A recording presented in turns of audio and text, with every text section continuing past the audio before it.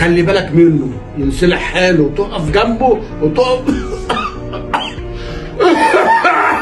في ظهره. خلي بالك منه، ينصلح حاله اديله الحاجات دي. الف سلام عليك يا بيه، حسك في الدنيا معانا يا بيه. ايه اللهم صل على النبي، ايه ده كله يا بيه؟ ايه العز ده كله؟ لا يا بيه، المسؤوليه دي كبيره عليا وانا مش قد يا بيه. وبعدين ده انا اخري، ده انا راجل بواب غلبان على قد حالي يعني.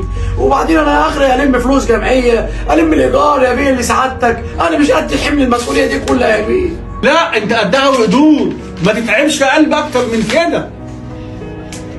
بص، كل دي تحاليل وحاجات، مفيش فايده يا ابني. اسمع كلامي، خلي بالك من الواد يا ابني، وزي ما قلت لك نفذ عشان عشان انا خلاص. اسمع كلامي خلاص.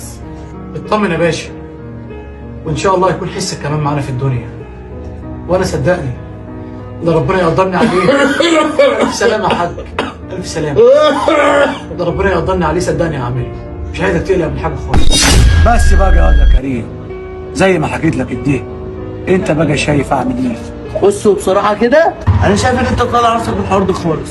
انت اخرك بواب، وادي الواد الورث تشيله لو عرف هيديك في شغلك. بقول لك ايه يا كريم، بواب مش بواب، انا ما بخافش من حد واصل.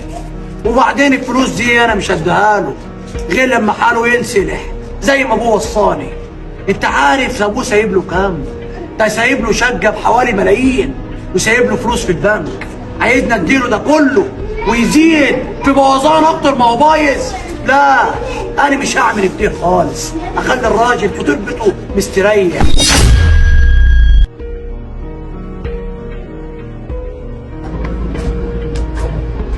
انت متخلف يا ده انت.